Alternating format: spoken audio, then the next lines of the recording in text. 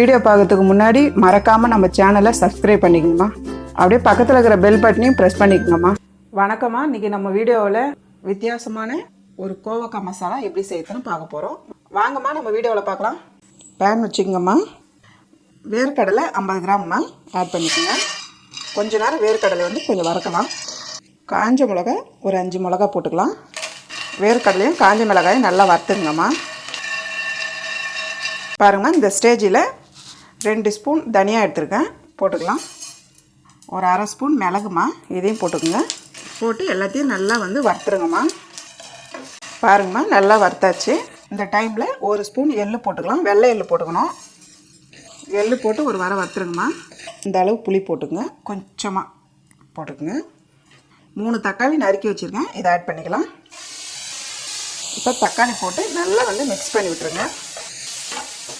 பாருங்கம்மா, தக்காளி போட்டு நல்லா வதக்கிட்டோம். அவ்வளோதான். ஸ்டவ் ஆஃப் பண்ணிவிட்டு கொஞ்ச நேரம் ஆற வச்சு நம்ம இதை அரைக்கணும். பாருங்கம்மா, நம்ம வதக்கி வச்ச மசாலா ஆறிடுச்சு. இப்போ நம்ம ஜாரில் ஆட் பண்ணிக்கலாம். நல்லா நைஸாக பேஸ்ட் பண்ணிக்கணுமா. இப்போ பேஸ்ட் பண்ணிக்கலாம். பாருங்கம்மா, நல்லா நைஸாக அரைச்சி வச்சிட்டோம். வேறு கடாய் வச்சுக்கோங்க. ஆயில் போட்டுக்கலாம். ஆயில் ஒரு 4 ஸ்பூன் ஆயில் போட்டுங்கம்மா. எண்ணெய் நல்லா சூடாகட்டும். பாருங்கம்மா, எண்ணெய் காஞ்சிச்சு. ஒரு ஸ்பூன் சோம்பு ஆட் பண்ணிக்கலாம். சோம்பு லைட்டாக பொரிட்டோமா. பாருங்கம்மா, சோம்பு செவந்துடுச்சு. இது 1/4 கிலோ கோவக்காய்மா. பாருங்கம்மா, நல்லா கழுவிட்டு இந்த மாதிரி பீஸ் கட் பண்ணிவிடுங்க.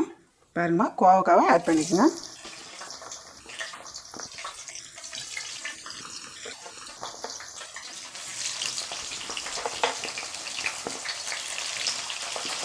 கோவக்காய் போட்டு நல்லா ஒரு எண்ணெயிலே நல்லா வதக்கி எடுத்துருங்கம்மா. பாருங்கம்மா, கோவக்காய் இந்த அளவுக்கு நல்லா வதக்கிடணும். பாருங்கம்மா, தோல் இந்த மாதிரி சுருங்கின மாதிரி இருக்கும். இந்த ஸ்டேஜில் நம்ம வெங்காயம் ஆட் பண்ண போகிறோம்.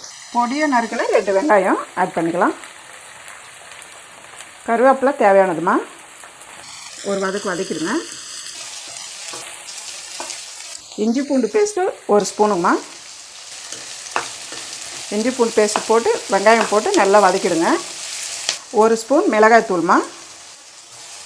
மிளகாய் தூள் போட்டு நல்லா வதக்கிடுங்க. மசாலா கோவக்காயில் நல்லா மிக்சிங் ஆகிடணும். அந்த அளவுக்கு நல்லா வதக்கிடணும்.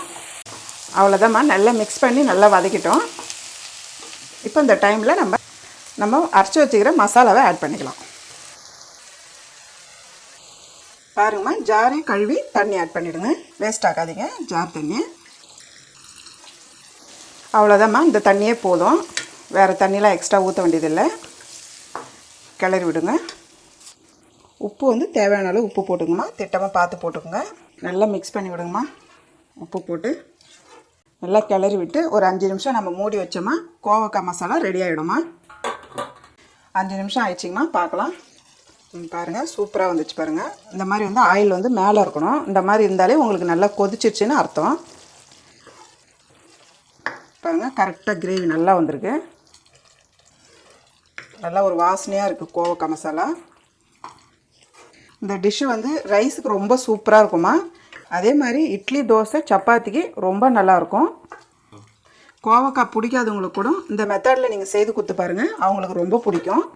இப்போ ஃபைனலில் கொத்தமல்லி எல்லாம் தூவிடுங்கம்மா. கொத்தமல்லி தூவிட்டு கிளறி விட்டுருங்க.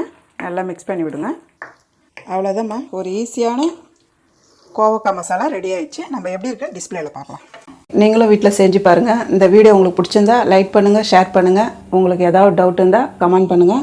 அம்மாவோட வீடியோஸை சுட சுட தெரிஞ்சுக்க மறக்காமல் நம்ம சேனலை சப்ஸ்கிரைப் பண்ணிக்கோங்கம்மா.